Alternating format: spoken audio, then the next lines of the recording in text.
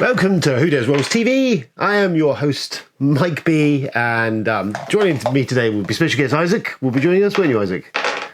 Yes. So we're going to catch up on a bit of Who Dares Rolls TV. The joys of babysitting mean that Isaac will be joining us. Don't throw them on the floor. What are you doing? Yes. So there we are.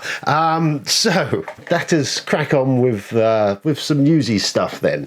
So first up is Dragonmeet is happening Saturday in London. This Saturday coming. Hopefully this will be aired before that point in time. Otherwise, would be kind of pointless, wouldn't it, really? So yes, Saturday in there, Nevertale West, London or London West even. Special guests include John Kovalik.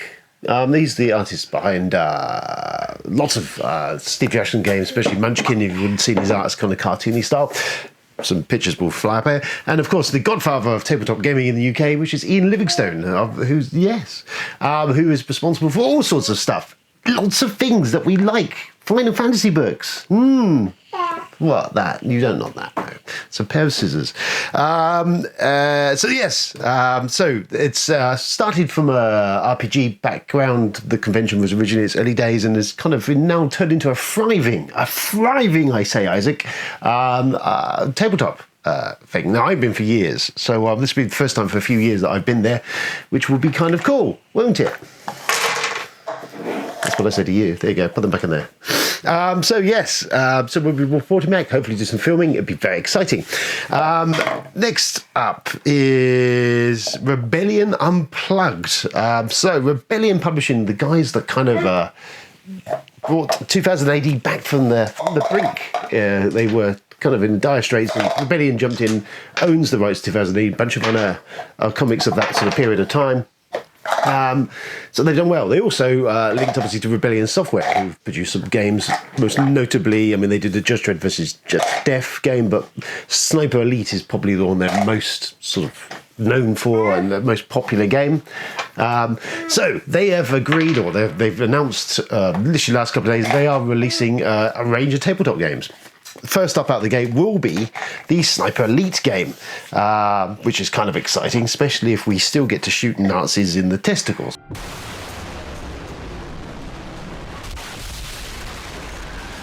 Which is the highlight of Sniper Elite if you've not seen it. Slow motion death of, thank you, of Germans.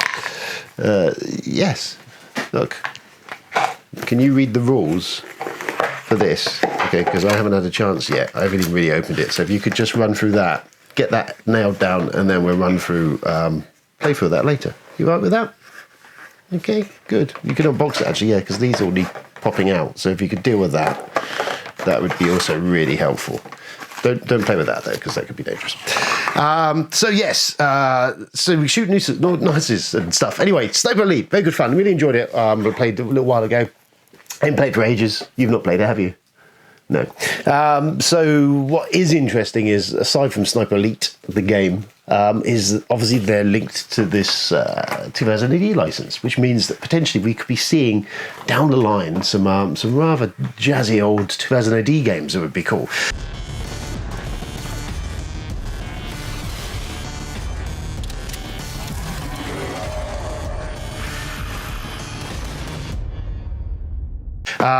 Duncan Malloy, who was previously at Osprey, is heading up this thing. Now, Osprey have literally just released Helter Skelter, Judge Dredd Helter Skelter, which is their re-theme of Wildlands from Martin Wallace, with Judge Dredd characters in it.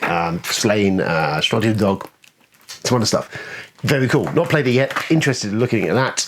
But this is all very UK independent board game publishers, which is kind of cool. Judge Dredd 2000 AD linkage of licenses, very cool. So really interested to see how that goes. What are you doing? This here. I know you put the card down there. There you go. This, could you just pop these here? This is what you're supposed to be doing, yeah? Sort this out for me. I've got all these to punch. On it. Nice. Nailed. Yes, so that's a very cool. Most recently today has hit is rumours abounding of Journeys in Middle-earth expansion. Not much is known, I think, of retail and sales to put it up, but kind of whopping price, kind of close to the retail price of the base set. As I say, Richard Rumour suggests, oh, you want that, is that it is going to be in Mirkwood. And no release date has been announced yet. FFG have said nothing on the matter. It's probably due. It's done quite well. Ultimately, we found the whole of Journey's Middle-earth kind of underwhelming, rather than the superior Manchas Madness, in our opinion. And in fact, I actually shifted my copy of Journeys off a couple of months ago, because it just... but we'll see. It's not something, obviously, we'll be playing because we don't have the base set, but fortunately to know, some of you are quite passionate and fans of Journeys of Middle-earth, so there you go. There is some news regarding that.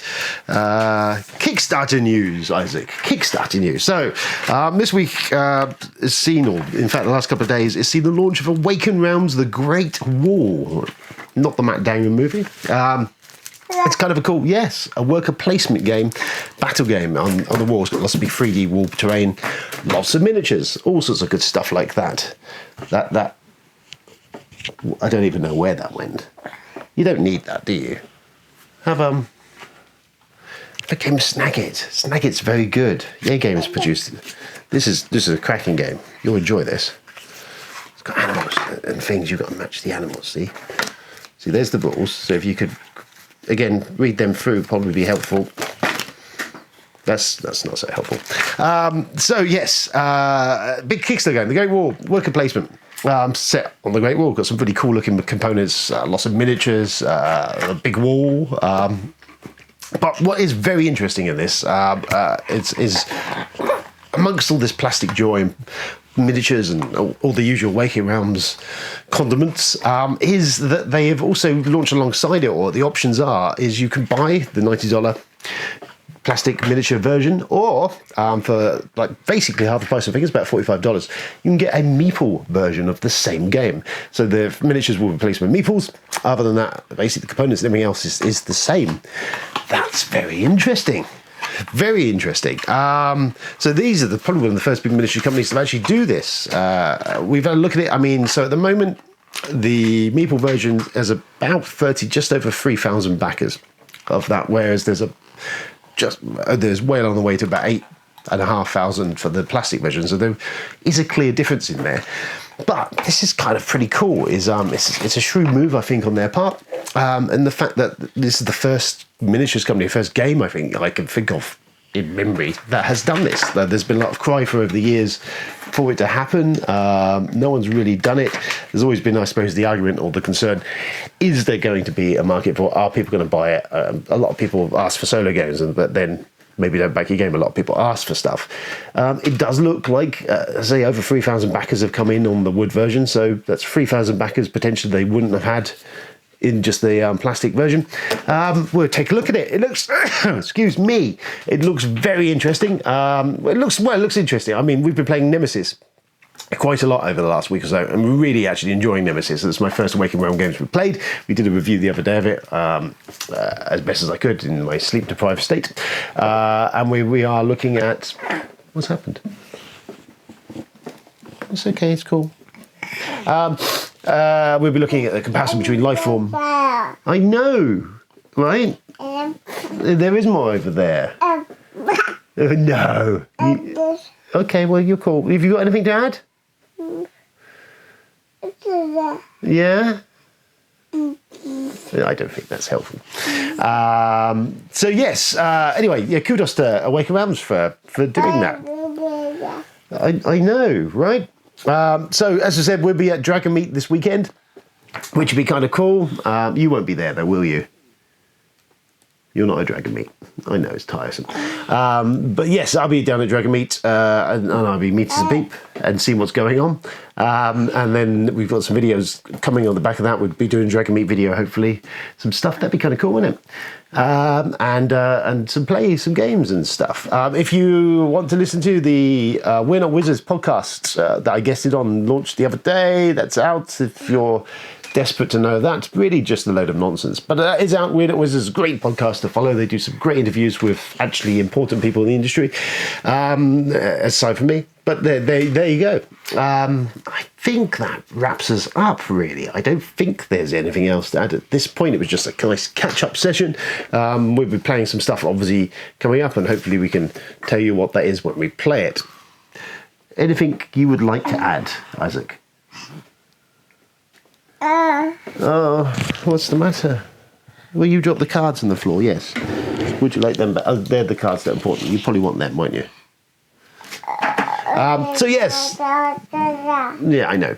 That brings us to the end of another enthralling episode of Who Dares Rolls TV. I will now be going to change a nappy, because you're quite ripe, aren't you, sir? Quite lovely of you. Yeah. And if you're at Dragonmeet this weekend, I will hopefully see you there. Until next time, play games and stuff. Hopefully not with babies.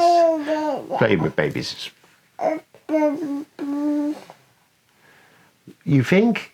You're going to say goodbye to people? Bye-bye. I know about that. Okay. Ta-ta then. Bye, Isaac. Oh, thank you. Oh. That's not what we do with game components. This is insanity. Bye.